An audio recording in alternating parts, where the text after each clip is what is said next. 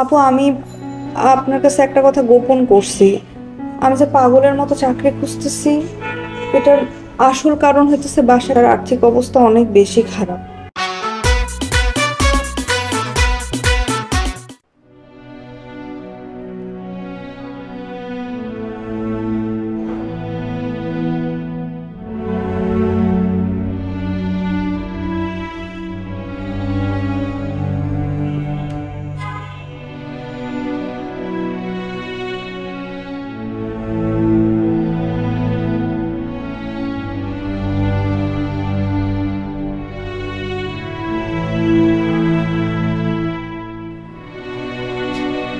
কিছু বলবা?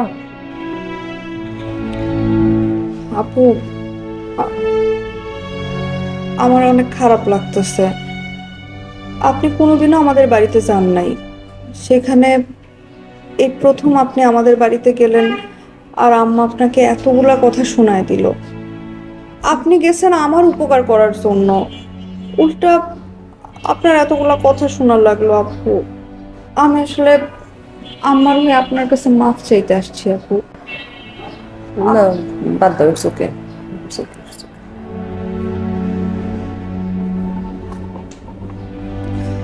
আসলে কি, বাসায় অনেক সমস্যা চলতেছে।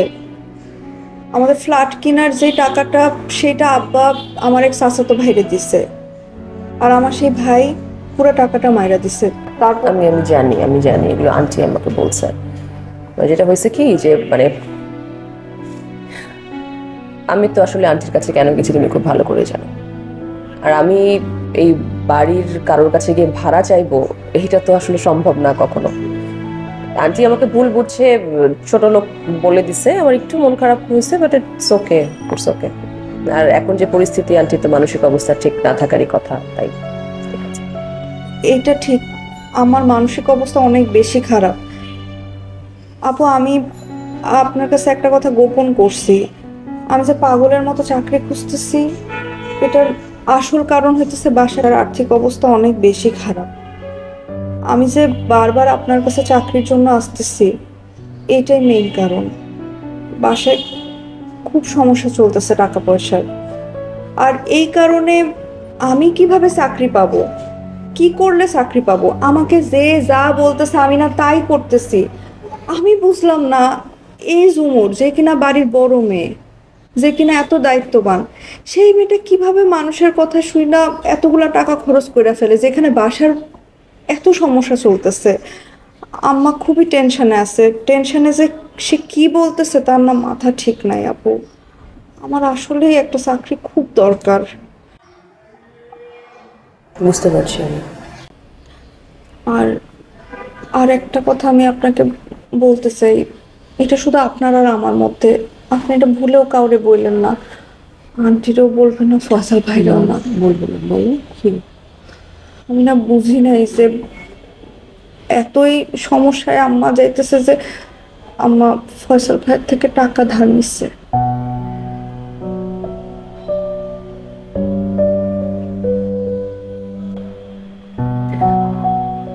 আমি এটা কাউকে কেন বলবো? এটা একদমই জাস্ট তোমাদের পারিবারিক সমস্যা। আমি তো অবশ্যই চাই না এই কথাটা কাউকে বলতে, আমার মাও জানবে না, আই প্রমিস।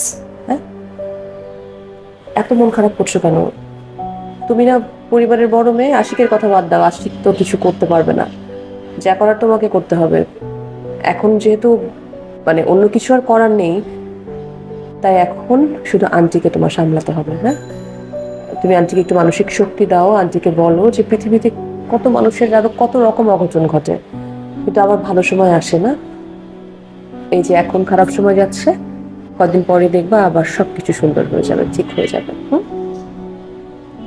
আমার সত্যি একটা চাকরি লাগবে।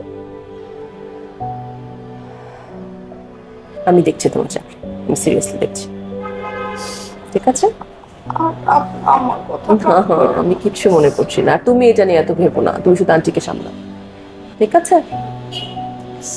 তুমি কিন্তু সুন্দর লাগছে তোমার চুলের কালারে।